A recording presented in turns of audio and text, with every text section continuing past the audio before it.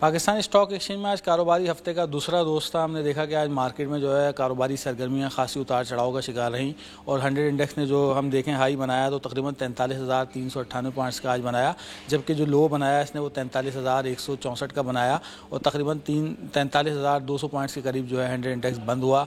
Volumes खासे आज भी मार्केट में कम नज़र आए, तकरीबन 13 करोड़ 70 लाख शेयर्स का मार्केट में काम हुआ। टॉप वॉल्यूम की हमें बात करें तो हमें ट्रीट कॉर्पोरेशन टॉप वॉल्यूम में नज़र आया, उसके अलावा पेल राइट नज़र आया। जो मार्केट के तज्ज़ियाकार हैं उनका यही कहना है कि जो मुल्क में जारी गैर यकीनी सियासी सूरत हाल है उसकी ऐसे सरमायाकार मार्केट से साइड लाइन है। जब तक तहरीक अदम एतमाद नहीं आ जाती उस वक्त तक जो है मार्केट में हम देखेंगे कि मुकम्मल एक्टिविटी बहाल नहीं होगी।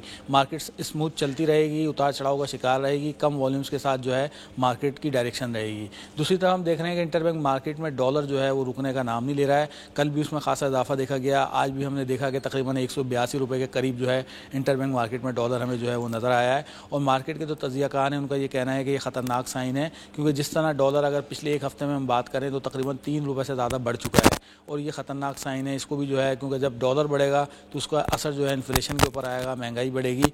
तो लगता है यही है कि मार्केट का जो नीचे लोग बता रहे हैं वो तकरीबन 40,000 पॉइंट्स बता रहे हैं, जबकि जो मार्केट के जो बड़े पंटर हैं उनका ये कहना है कि बाजार यहाँ से 44,000 ऊपर हाई जा सकती है।